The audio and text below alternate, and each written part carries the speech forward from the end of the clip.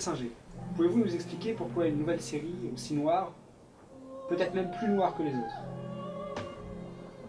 Ben, parce que ça va dans le sens de ce que je fais depuis très longtemps. Pourquoi avoir peint à ce moment-là la Shoah, avoir travaillé sur le problème palestinien, avoir travaillé sur la folie de la croix, sur la folie des religions, à partir du moment où elles sont dans les mains des extrêmes.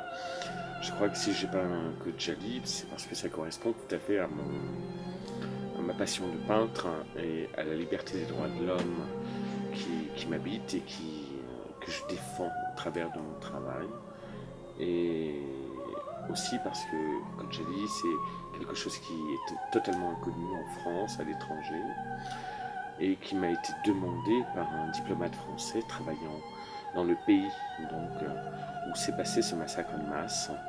Un diplomate qui était chargé de la culture, qui en l'occurrence était mon frère, et qui m'a demandé en avril 2012 de consacrer une série sur Kojali.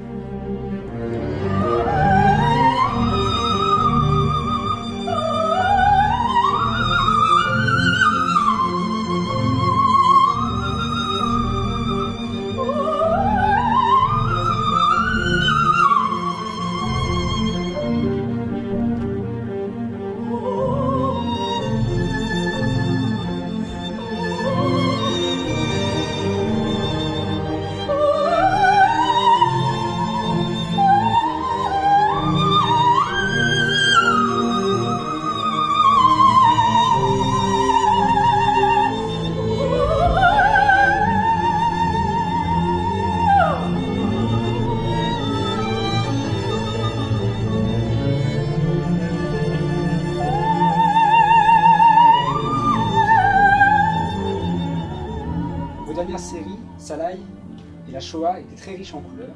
Pourquoi être passé à une série très désaturée? Parce que Kojali, ça fait... Bon, mon frère m'avait demandé de faire cette série il y a au mois d'avril 2012, mais me l'avait déjà demandé 2 ans auparavant. J'arrivais pas à trouver, je n'arrivais pas à trouver le sens que j'allais lui donner. Et en réalité, Kojali, c'est vraiment réalisé et c'est vraiment décidé le jour où mon frère est tombé très malade, où je l'ai emmené dans un service de réanimation, où il était dans le coma et où toutes les lumières étaient très crues, très blanches, où tout était très noir en même temps, où il y avait des gens qui couraient, qui s'affolaient, où il y avait urgence, urgence, toujours cette urgence. Et surtout où j'ai vu à un moment donné une infirmière courir avec une poche de sang. Elle lâchait.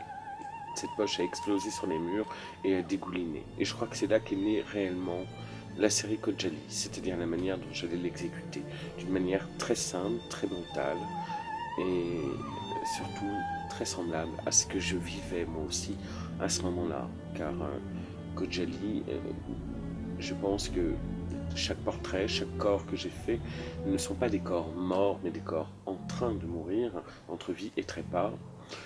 Et je crois que j'ai voulu montrer à la fois l'idée de persécution, donc au travers de ces portraits extrêmement terribles, et à la fois en même temps, j'ai voulu dédier ce travail et le faire aussi à cause de ce frère qui vivait aussi une forme de persécution au travers de la maladie, tout simplement.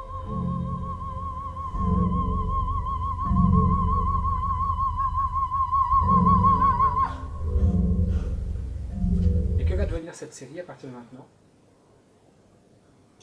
Quand mon frère m'a demandé de la réaliser, il avait pour projet, parce qu'il était à Bakou, donc en Azerbaïdjan, depuis pas loin de 10 ans, il y avait rencontré des gens.